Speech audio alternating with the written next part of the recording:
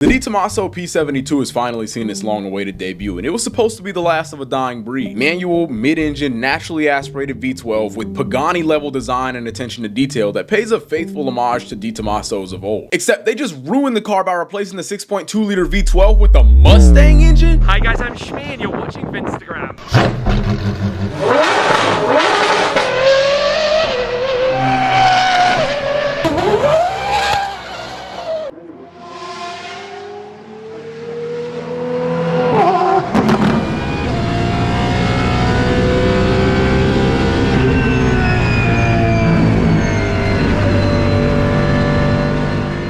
That sounds absolutely incredible. That was the prototype that everybody saw at Monterey Car Week with the V12. There were a few more of these floating around. I thought it was already out. For a while I thought these were customer cars, but now I'm confused as to whether they had like 3 prototypes or they were painting or wrapping the car different colors. Really weird. This car honestly had the potential to be a Pagani Zonda reincarnation. Incredible attention to detail, beautiful design, and a glorious mid-mounted, naturally aspirated V12 mated to a manual transmission. Italy hasn't done this since the Pagani Zonda. God bless Gordon Murray, because if it weren't for him, that sort of car would be extinct. Now that the P72 has actually debuted and made its way onto the Top Gear YouTube channel, it's been revealed that they axed that idea of a naturally aspirated V12 and went for a Roush-tuned supercharged Coyote. Boy, I've never seen that before. So cool. Now before y'all get up in arms about this, because I know some European fanboys definitely are, I'm actually not too upset about this situation. It kind of sucks that there won't be another manual mid-engine NA V12 out there, but if you know anything about DeTomaso, well really the main thing people know about DeTomaso is their relationship with Ford. Ford actually used to own DeTomaso at one point. One thing they never touched on in Ford versus Ferrari is how shortly after that chapter ended and they couldn't bag Ferrari, they called their backup plan, and that ended up in a purchase of DeTomaso in 1971. Around the same time the events in the Ford versus Ferrari movie were going on though, DeTomaso was already using Ford engines in their cars. See, Carroll Shelby was already looking to replace the chassis in his King Cobra race cars, and he went into DeTomaso to solve his problems. This also resulted in the DeTomaso Sport 5000, aka the P70. This designed by Ghia, an Italian design house that at the time was controlled by Alejandro DeTomaso, more or less inspired the new P72. You can also see a bit of Porsche 917, and I think another creator pointed out the Lola T70. I forgot exactly who pointed it out, so for the record, I didn't see it initially, but looking at it now, it certainly makes sense. The P70 also used a Ford engine, a 289 V8 that made 475 horsepower at 7,300 RPM, which is honestly still impressive today. Most naturally aspirated Mustangs from the past few decades still don't make that much power or rev that high from factory. And yes, DeTomaso designed a prototype before and after this. They also did a stint in Formula 1, and I'm not disregarding those, they just aren't as relevant to my point. My point being, Ford getting in bed with Italy didn't start nor end with Ferrari. This was only the beginning of DeTomaso using Ford engines, so if you understand the idea that history repeats itself, DeTomaso swapping to a Ford V8 last minute was kinda odd, but it certainly wasn't breaking any patterns. If anything, it was holding up a long-held tradition. Despite taking over Maserati, then shit in the bed, getting acquired by a former Fiat executive, rolling out a dog shit lineup, then shit in the bed again, getting acquired by China, specifically the same company that acquired Gumpert when they shit the bed, then building a car on the same platform as the Apollo IE with Chinese design coachwork, they still ended up with a design that's reminiscent of the old company. Say what you want about Chinese manufactured goods and the tariffs or whatever. I didn't turn on this camera to get political, but if I had to compliment China on anything right now, Ideal Team Venture has done an incredible job at taking over hypercar companies, apparently.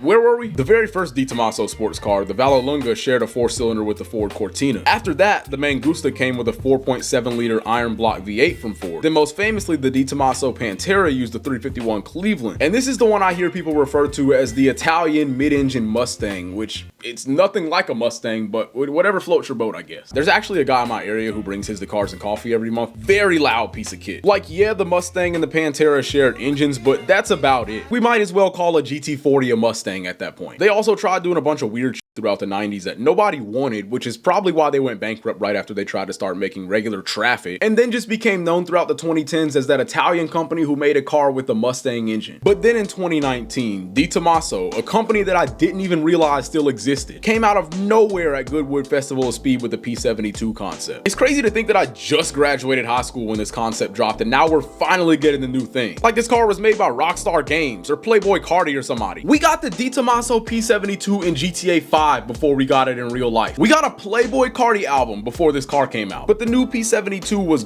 gorgeous. The interior was opulent, like Pagani level opulent. I said it, Horatio Pagani is alive and thriving, but if he was in a grave, he roll over. Not to mention this chassis that it again shares with the Apollo IE was built to LMP1 standards. Unfortunately, LMP1 is no longer a thing and is replaced by LMH and LMDH, so they won't be racing anytime soon. But this means that the P72 at the time was a V12 Le Mans prototype with a street car interior. In 2022, they announced the P900, which is supposed to be the actual track-only version of this car, but after that, we basically went a whole nother 3 years thinking this car was gonna release sooner than later with a V12. But then all of a sudden, they dropped this thing with a V8 that it low-key shares with a Mustang, but that's fine. It's okay. It's fine. Again, this isn't even close to unheard of from DeTomaso, and it's honestly pretty mature for a company that just recently acquired DeTomaso to go for such a move that pays homage to the original company like that. Especially last minute after they already had a pretty complete prototype with a full interior and everything, not to mention that big screaming Ferrari V12. In retrospect, that was probably just a placeholder this entire time, because if you think of it, it was basically an Apollo IE with new coachwork. But in the hypercar world, this drivetrain makes it much more unique. In a world of hypercars with dual clutch gearboxes, trick multi-clutch in-house solutions, fake manuals, V12s, big power twin turbo V8s, and an obscene amount of cylinders for literally no reason whatsoever, the P72 truly is something unheard of while proudly wearing its history on its chest. Also, let's not act like this is gonna be some regular Coyote. DeTomaso has never used